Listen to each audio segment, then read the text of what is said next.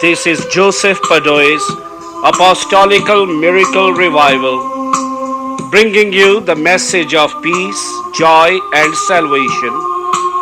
Jesus Christ the same yesterday, today, and forever. Father, I pray for all those who are listening to this cassette. Righteous Father, let your Holy Spirit come upon each and every one of them. Lord, I ask you that you will help them, save them, deliver them from sickness, disease, and Satan. Let them know the joy of your salvation.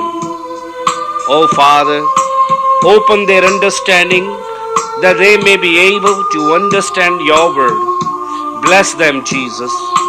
Blessing of Father, Son, and Holy Spirit be upon each and every one of you. In Jesus' name, amen.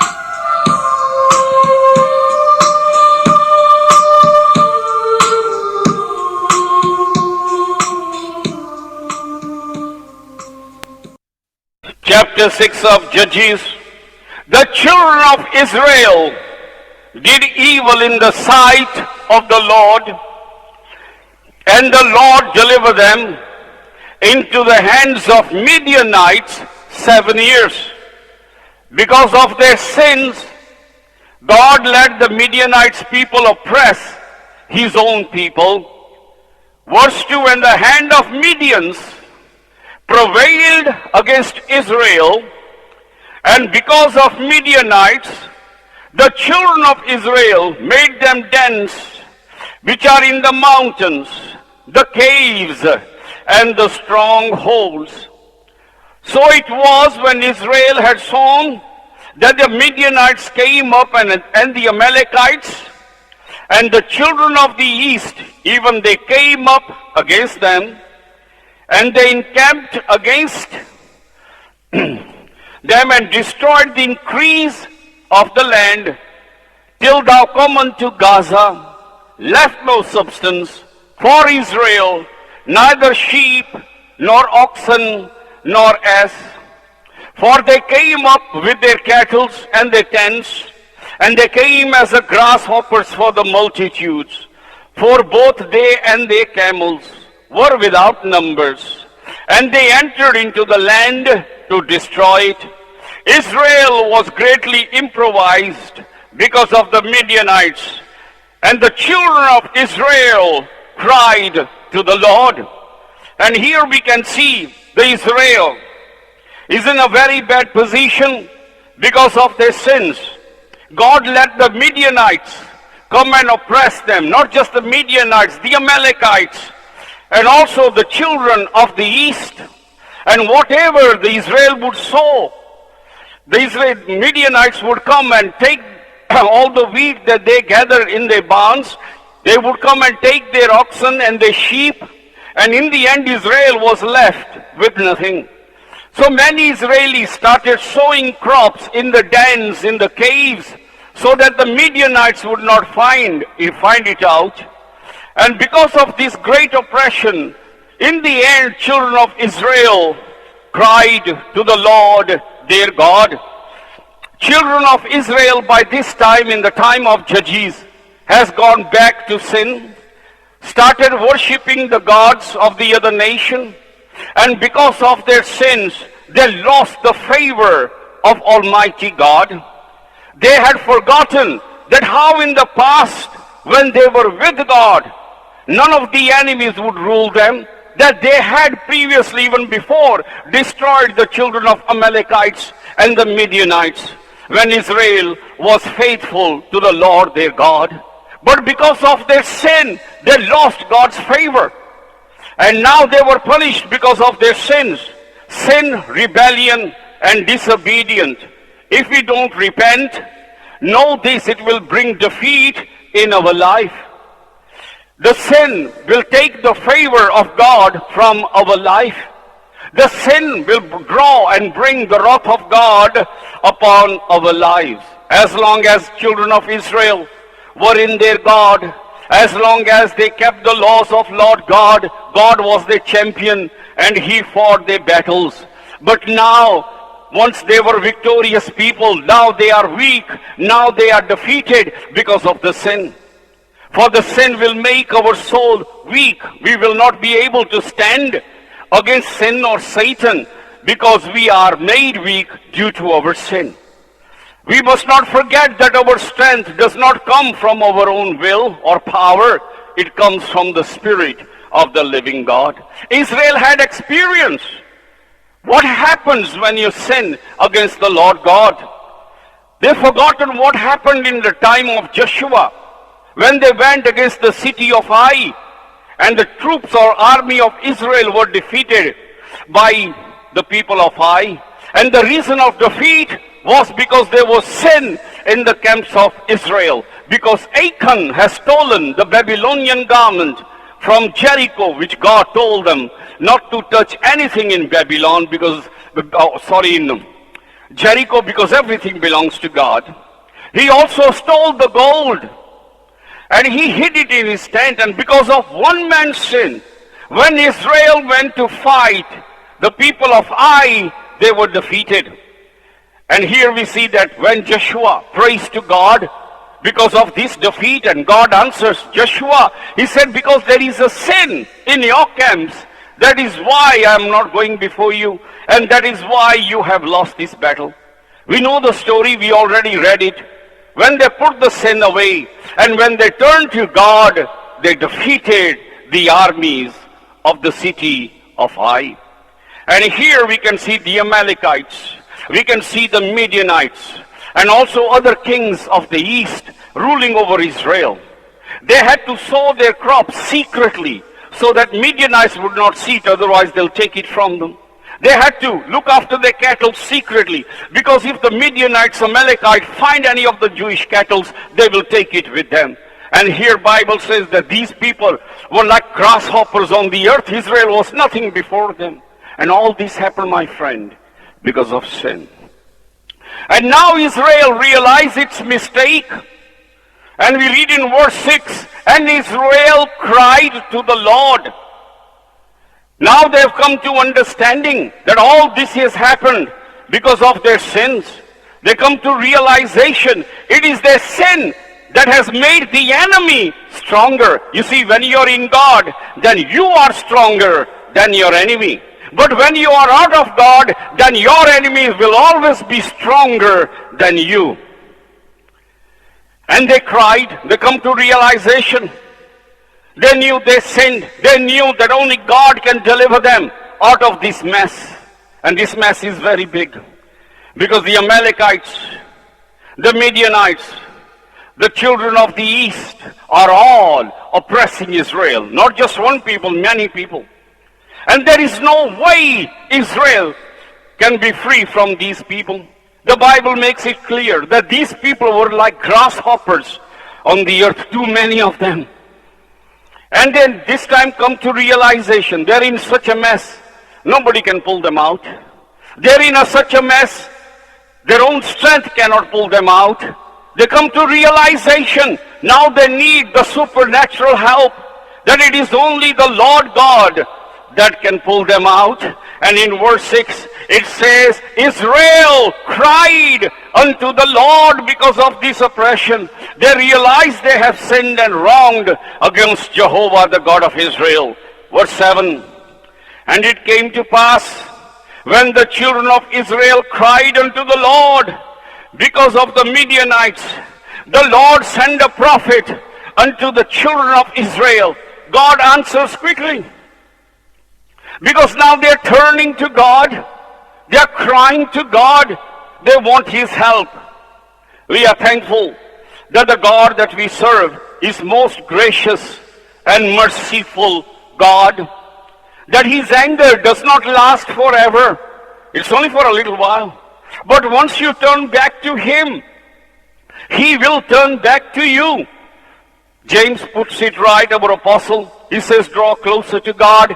And this James and the letter of Saint James that we read in the Bible, the Saint James was the brother of Jesus Christ, the earthly brother of Jesus Christ, born of same Mary. And he writes, he said, if you draw close to God, then God will draw close to you. God is waiting for you to turn to Him. He's ready. He's willing to give you hand of His friendship and fellowship. He's waiting for us to turn back to the living God. And when the children of Israel turned to their God and they started crying to God, repenting of their sin, look what God says in verse 8. He sends them a prophet. He sends them the word of the Lord God. And the Lord sent the prophet unto the children of Israel, verse 8 I'm reading, and said unto them, Thus saith the Lord God of Israel, I brought you from the Egypt, and brought you forth out of the house of bondage. Why does God always mention Egypt? Because that's a very big miracle. They were in Egypt. No way they can pull out of Egypt. They were slaves. Egyptians were much, much stronger than the Jews living in Egypt. And under the sun, there was no chance for them to escape Pharaoh, the king of Egypt. And there God intervened, and He set the people free from Egyptian. In those days, Egyptian was one of the world power and modern civilization at that time. And yet God pulled His people out of that. And then the big miracle is 40 years His people are wandering in the desert, in the wilderness, and He's actually looking after them, watering them, and also feeding them. And so the prophet comes on the scene. He says, listen, this is what God is saying. I brought you from Egypt and brought you forth out of the house of bondage. Verse 9, I delivered you out of the hand of the Egyptian and out of the hand of all that oppressed you, and drove them out from before you, and gave you their land. And I said to you, I am the Lord your God. Fear not the gods of the Amorite, in whose land you dwell. But you would not obey my voice. And here God says, it is not my fault that you are in this misery. It is not my fault that you are in this mess. It's not good blaming God. God, why? God, why? God says, it's not my fault, it's your fault. God says, look what I've done. I brought you out of Egypt. He reminded them that they were slaves, not free people. And He brought them out of the slavery, out of Egypt. He delivered them out of the hand of Egyptian. And the army of Egyptian was at that time well known, because it was a modern civilization at that time. When you read Old Testament, you'll see Egyptian was a big power. He delivered them from other oppressions, other persecution. We know the Amalek came against them as they were going toward Israel, and many other countries came against them. Jericho came against them. The city of Ai came against them. The Canaanites came against them. And God said, look what I've done when I was with you. I defeated all of them. I saved you. I gave you victory upon victory upon victory while you was walking with me. While you was with me, you was winning. Remember, it's not just Egypt, but look at Jericho, the walled city. I knocked the walls down for you. Look at the armies of Ai. I went before you and defeated them. Look when the 5 kings come against Joshua. And I defeated them because you was with me, walking with me. And here God said that I drove out the people from the land of Canaan, the Jebusite, the Perizzite, the Hivite, the Hittites that were living in the land of Canaan. I gave you the land flowing with milk and honey. You lived in the houses you never even built. Others did. I gave you fields that you never grew. Somebody else did. I gave you vineyard. You never grew those grapes. Somebody else did. While you was walking with God, I was giving you all this blessing. So here God said that the reason you are in this mess, it is because of your sins. It says in verse 10 we read, what does He say? I told you, don't be afraid of other gods, because there is no other gods on this earth so powerful that can defeat the children of Israel or the God of Israel. Because there is no God but Jehovah, the God of Israel. He told them, don't be afraid of these idols, don't be afraid of their gods, but trust in the Lord your God. But He says, listen, children of Israel, you would not listen to me. That's why many times we are in mess. It's not God's fault. Sometimes you are in mess, many times, because we don't listen to God.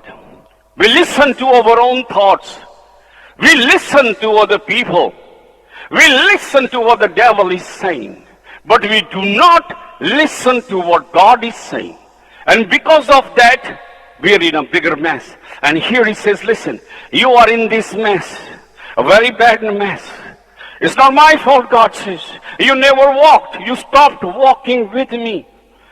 While you was walking with me, you was my son, I was your father. And I took all that came against you on me. But I never let any harm come upon you. But it is you who left me. It is you who disobeyed me. That's why all this has come on you. Verse 11. And there came an angel. You see how God is merciful? They've been so bad. They worship the god of Amorites. They worship the gods of the land of Canaan where they were. They forsook the Lord, their God. And look what happens when a man turns back to God with all his heart. Even if you sinned, done bad. But this God is merciful. If you today turn completely, he will hear you. And he will forgive all the sins. It is the devil who is saying you sinned so much. There is no forgiveness. But devil is a liar. There is a forgiveness. Look what Israel did. They left their God and actually bowed to the idols. They bowed to other gods. And the moment they cried to God, and the moment they called upon God, he was there. He wasn't far from there. Straight away sends a prophet to speak to them. And now he's sending his angel straight away. Verse 11, there came an angel of the Lord sat under oak, which was in Ophrah, that pertained unto Joash the Abiezrite and his son Gideon, threshing wheat by the winepress to hide it from the Midians. And here we now read about this young man Gideon. He's threshing wheat secretly. He don't want Midians to know. Because he knows what will happen if Midians find out he's got wheat, they'll come and grab it. And suddenly, he sees this man appear and sitting under the oak tree. 12, and the angel of the Lord appeared unto him and said to him, the Lord is with you, O mighty man of valor. The first thing angel says, God is with you. Oh, you are a brave man, aren't you, Gideon? Brave? Me? And look at the reply of Gideon. And Gideon, was he really brave? No, he wasn't. Gideon was even weak in his faith. But God knows what his spirit can do from that man. We were weak, we were useless. It is God that makes us useful. The Bible says God uses base and foolish things to confound the wise. Verse 13, Gideon said to him, O my Lord, if the Lord be with us, why then all this have fallen before you? Telling God is with me, okay, then answer me this. If God is really with us, then how come all this has happened? He hasn't got faith.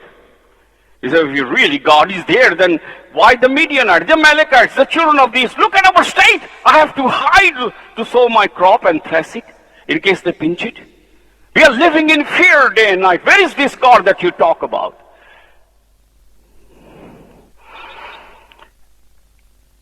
Then we read further, same verse 13, and where be all these miracles? What happened to all these miracles that our grandfathers and all them told us about him parting the sea? What happened to it? This man is not a man of faith. But you see, God does the choosing. Neither we people of faith. We were hopeless. It is what God makes you. Because he is the potter and you are the clay. You could be hopeless clay, but he can take that clay and reshape it, remold it in his image, the way he wants to. And God knows what he can do through Gideon. God is not looking at his unbelief. God is not looking at his doubts. He wants that man. He wants Gideon to work for him. And it is through Gideon God is going to do the miracle. Look upon Moses. When God wanted to send Moses, he really didn't want to go to Pharaoh and Egypt and speak to the king. He also made excuses here. God, send somebody else, not me. I'm useless. Don't send me. I'm no good. I can't read. I'm not a good speaker. But you see, he's chosen. No matter what faults he's got. Because by the time God finishes making him in his image, he'll be a different man. Let's read verse 13 all over again. And Gideon said to him, O my Lord, if the Lord be with us, why then all this is befallen us? Where be all these miracles which our fathers told us, saying, did not the Lord bring us up from Egypt? But now Lord has forsaken us, delivered us into the hands of the Midianite. What happens to all those miracles? Look at us now. We are in a bad state. We are forsaken, forgotten by God, sold to the Midianites. We are nothing but merely slaves, hiding, living in fear. What happened to the God of miracles that divided the sea? And that's all the story we heard. What happened to it? What happened to that God? Where is that God? You see, God never, he forsook them for a while. He can forsake you for a while, but he won't forget you. He didn't forget Israel. He only was waiting for Israel to turn back to him. Because if God had completely forsaken, forgotten, he would not have sent his prophet to them, and neither would have sent his angel to speak to Gideon. 14, and the Lord looked upon him and said, go in thy might, thou shalt save Israel from the hand of Midianite. Have not I sent you? Don't you know you are chosen vessel of this great Spirit? That this Spirit, Jehovah, he has chosen you. Haven't I chosen you? Haven't I sent you? Go, you're gonna win this battle. A man who is hiding in fear, he hasn't got the army, he doesn't know how to fight, he's just ordinary poor farmer. And is he going to set whole nation free from Midianites who are like grasshoppers, from Amalekites, and from other kings which are living in the eastern part of one man, a weakling, a man who is nobody? That's what God does. Because when God uses weakling in that, then you know it's God's work and not man's work. Verse 15, and he said to him, Oh, my Lord, wherewith shall I save Israel? Behold, my family is poor in Manasseh. I am the least in my father's house. He thought angel is joking. How can I save? You know, I'm nobody. I'm from a very small tribe of Manasseh. Manasseh was one of the sons of Joseph. He says, my father's house is nothing. We're not even that important people. The Lord said to him, surely I will be with thee, and thou shalt smite Amalekite as one man. Don't worry, it's me. Gideon, you're looking at Christ, looking at God. It's me who's going to do it. It is through you I'm going to deliver the Amalekite from Amalekites. And he said to him, if now I have found grace in your sight, show me a sign that you talk with me. I want to see, is it really vision? Am I really hearing this? Is this a reality? Or is it just a vision I'm seeing? Am I dreaming? Is this real? And he said, look, show me a sign. Show me, prove me that you're speaking to me. Pinch me, see if, am I dreaming? He said, show me a sign. Let me know that you are speaking to me. Depart not thence. He said to that man, don't go away from here. I pray thee until I come unto thee and bring forth my present, set it before thee. And he said, I will tarry till thou come. He says, don't go away. Stay where you are till I bring some present for you. He says, don't worry, I'm not going anywhere. He said, I'm just sitting here under the oak. You just go do what you want to do. And the Gideon went and made ready a kid. He made a lamb curry and unleavened cakes of ephah of flour, and flesh he put in a basket, and he put the broth in a pot, and brought it unto him under the oak, and presented it. The angel of God said unto him, take the flesh and unleavened cakes, lay upon the rock, pour out the broth. He did so. He says, don't give it to me. Take all the food that you made, the lamb curry and chapatis, put it on the rock. And he put that food on the rock which was nearby. Verse 21, the angel of the Lord put forth the end of the staff which was in his hand, and touched the flesh unleavened cake. There rose a fire out of the rock, consumed the flesh, unleavened cake, and the angel of the Lord departed out of his sight. And the angel had a stick, he touched it, and the moment he touched, the fire came out. And the fire burned the offering, same as Elijah's, and the angel disappeared in that fire.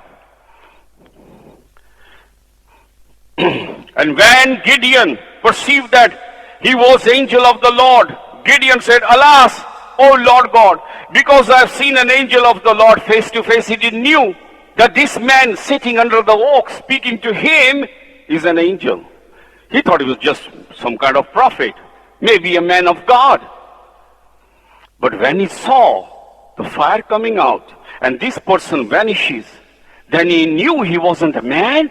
He saw an angel. He says, look, I've seen an angel. He thought it was just a man speaking to him. And when Gideon 22 perceived that he was an angel of the Lord, Gideon said, Alas, O Lord God, for I have seen an angel of the Lord face to face. And the Lord said to him, Peace be unto you. Fear not, you will not die. Gideon was scared because Jews were taught you can't look at God and live. If you see face of God, you're going to die. So Gideon was in fear. Was seen the angel, I'm going to die now. God says, don't be peace, you ain't going to die. Don't be afraid. Gideon built an altar there unto the Lord and called it Jehovah Shalom, or Jehovah Peace. Unto the day of it yet in Ophrah of the Abazerite.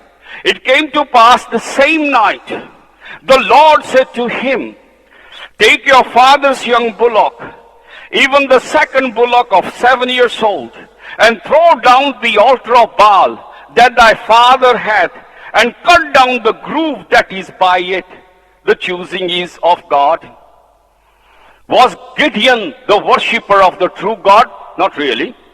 Because his father believed in the Baal God. In his father's field there was altar, not made to God, but made to Baal. And God said, this is what I want you to do. Go in the night time, take the bulls, a 7-year-old bull, and pull down the altar that your father has built to Baal. Verse 26, and build an altar unto the Lord your God upon the top of the rock, in the ordered place. And he took the second bullock, offer a burnt sacrifice with the wood of the groove, which he cut down. And Gideon took 10 men of his servants, and did as the Lord had said to him. So it was because he feared his father's household. Men of the city could not do it by day, he did it by night. And when the men of the city rose in the morning, behold, the altar of the Baal was cast down, groove was cut down, that was by it, and the second bullock was offered upon the altar that was built. They said to one another, who has done these things? And when they inquired and asked, they said, Gideon, the son of Joash, has done this thing. Imagine in the morning they come to worship Baal, and when they see, oh, the altar is pulled down. What's happened? Another altar is built. And they found out who done this. This is a sacrilege. Who have pulled down the altars of Baal? And they found out, oh, it was Gideon. He done it. Verse 30, and the man of city said to Joash, bring out thy son that he may die, because he has cast down the altar of Baal, because he has cut down the groove that was by it. Now you see, they required the death of Gideon. He committed terrible sins in the eyes of those people. He destroyed the altar of their gods. That's a big insult. They said to Joash, bring your son out, he ought to die. He committed a big sin. He destroyed the altar of our god Baal. But you see, they couldn't destroy Gideon because they didn't knew God has just chosen him to deliver Israelite. So there is no way they're going to kill Gideon or Gideon to be destroyed. But his father stood by the son. Verse 31, the Joash said unto all that stood against him, will you plead for Baal? Are you going to fight for Baal? And if Baal is true God, then let him fight. My son destroyed your God's altar, then let your God come and kill my son. Is your God so weak that he need humans to fight? Same what Muslims are doing today, India, killing people and doing God a service. Same thing. The gods are so weak that he need men to fight for him. Verse 31 again. And Joash said unto all that stood against him, will you plead for Baal? Will he save him? He that will plead for him, let him be put to death while it is yet morning, for he is God. Let him plead for himself, because one has cast down his altar. Therefore on that day, they called him Jerubbaal. That means, let Baal plead against him, because he has thrown down his altar. And all the Midianites, Amalekites, and the children of the east were gathered together, and went over and pitched in the valley of Jezreel. And the Spirit of the Lord came upon Gideon, and he blew the trumpet. And Abiezer were gathered after him, and he sent messages throughout all Manasseh, who also was gathered after him. He sent message unto Asher, unto Zebulun, unto Naphtali, and they came up to meet him. See, when God works, things fall in places. The Spirit of God comes on Joshua. He blows the trumpet, and he sends the messengers to all the Jewish people. Come and join me.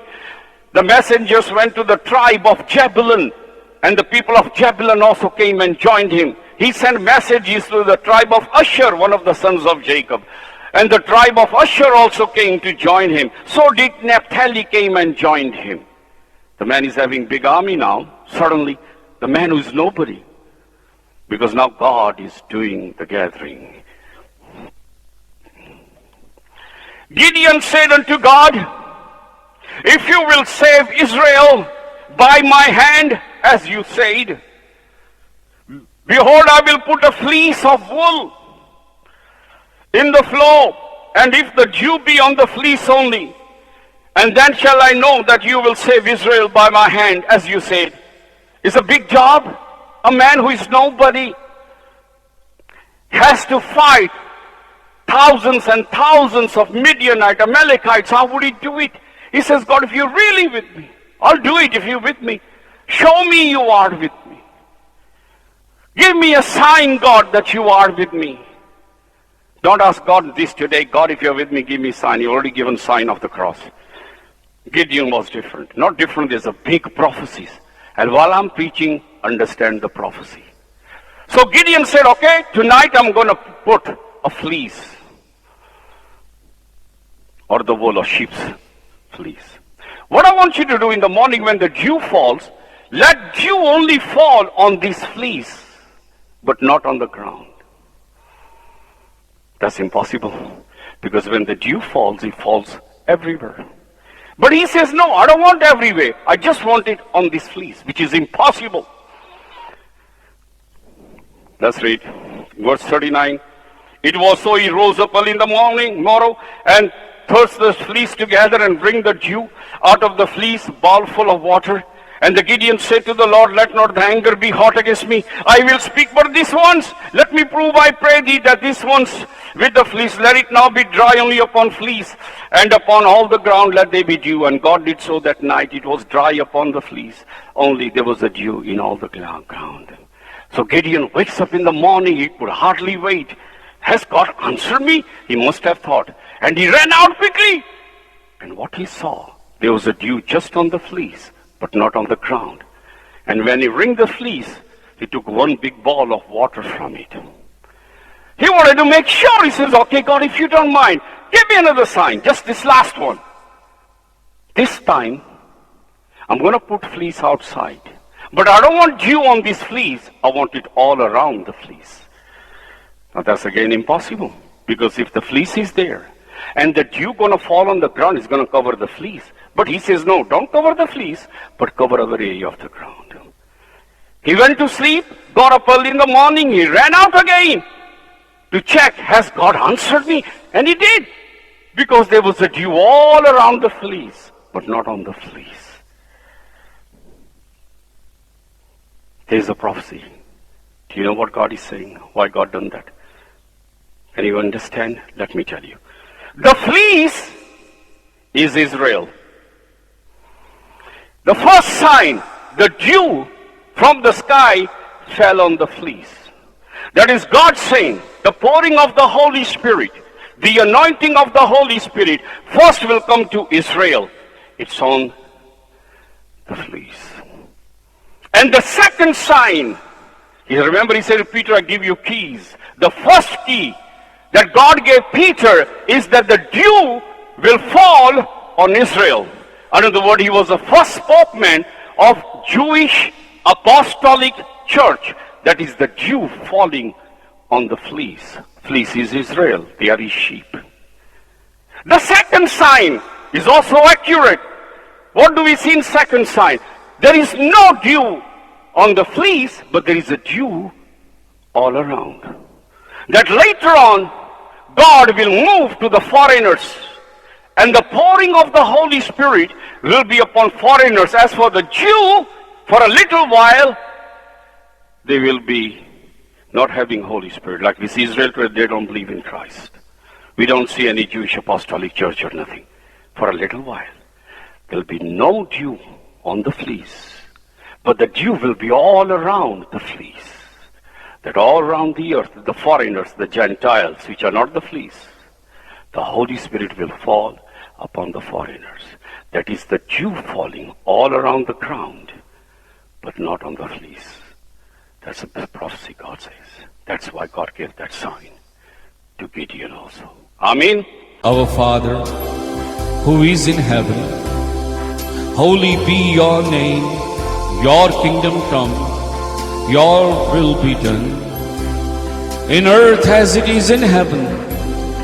Give us this day our daily bread, O Lord, and forgive all our sins, as we forgive those who have sinned against us. Let's not be led in temptation, O Lord, but deliver us from evil. For yours is the kingdom, the power, and glory, through Jesus our Lord. May the blessing of Jehovah, His Son Jesus Christ, the power of the Holy Spirit be on you.